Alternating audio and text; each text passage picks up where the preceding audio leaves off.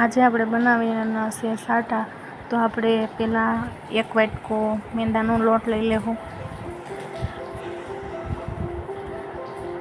પછી આપણે એમાં ઘીનું મોણ દેવાનું છે, એટલે આપણે 2 ચમચી ઘી લેવું. પછી એને મિક્સ કરી નાખશું.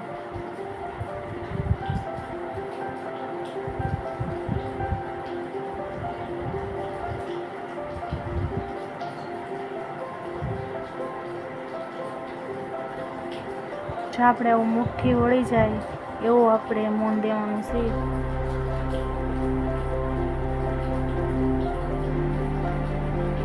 પછી એમાં પાણી નાખીશું જરૂર મુજબ, જેટલું જોઈએ એટલું નાખશું.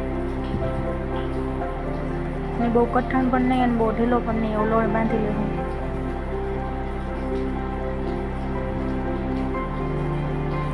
પછી આપણે રોટલીના લુવા કરીને એવી રીતના આપણે ગોળ શેપ આપી દેવું.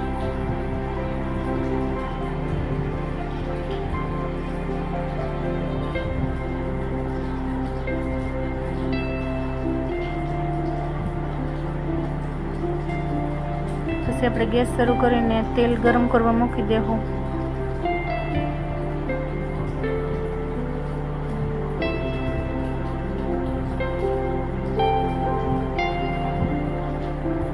બહુ આપણે તેલ ગરમ નથી કરવાનું, મીડિયમ એવું તેલ ગરમ કરવાનું છે, જેથી આપણા સાટા અંદરથી કાચા ના રહે.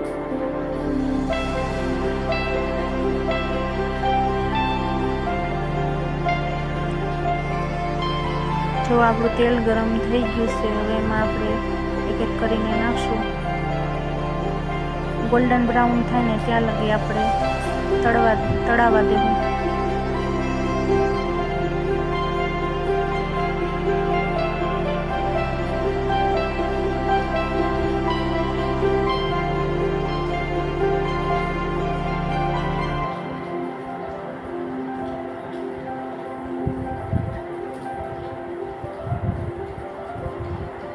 જો ધીમે ધીમે આપણા સાટા તળાવવા એવા છે.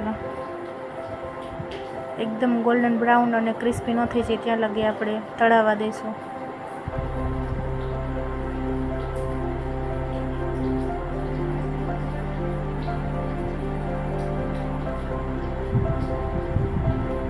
વચ્ચે વચ્ચે આપણે હલાવતા રહેવું.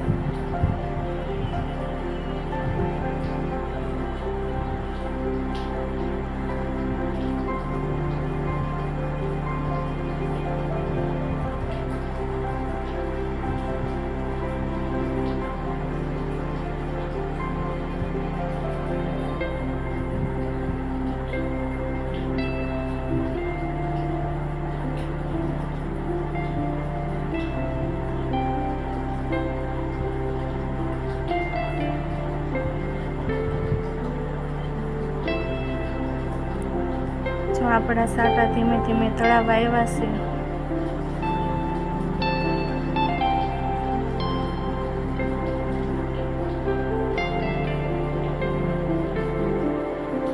જો આપણા સાટા તળાઈ ગયા છે, હવે આપણે એને કાઢી લેવું.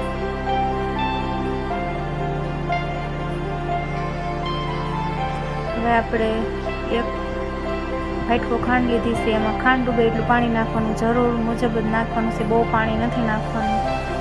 પછી આપણે એક તારની ચાસણી આવે ને એવી ચાસણી ઉકાળી લેવું.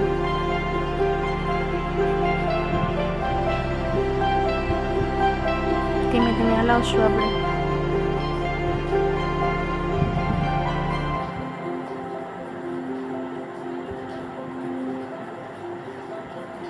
આપણી ચાસણી એક તારની આવે ને એવી આપણે લેવાની છે, એટલે ધીમે ધીમે હલાવતા જાઓ.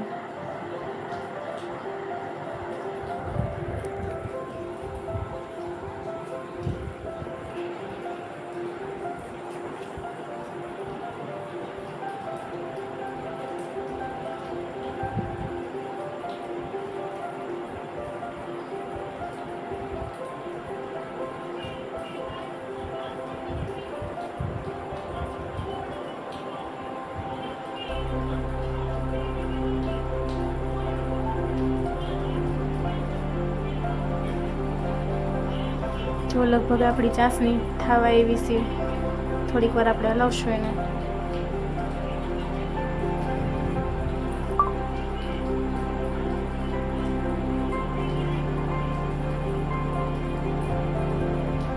જો આપણી ચાસણી થઈ ગઈ છે. હવે એમાં આપણે સાટા ઘડીક વાર પલળવા દઈશું. જો 2 મિનિટ જેવું થઈ ગયું છે. હવે આપણે આપણા સાટા બહાર લઈ લેવું.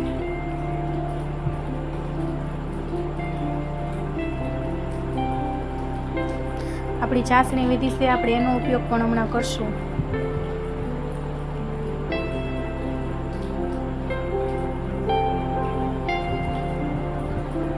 જો 2 થી 3 મિનિટ થઈ ગઈ છે ને આપણી ચાસણી થઈ ગઈ છે કડક, તો આપણે એને આ સાટા ઉપર નાખી દેવું બધી ચાસણી. ધીમે ધીમે કરીને બધા સાટા ઉપર નાખી દેવું.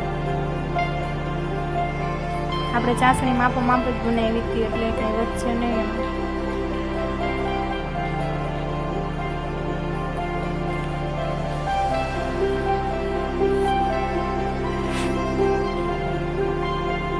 જો આપણા સાટા બનીને તૈયાર થઈ ગયા છે.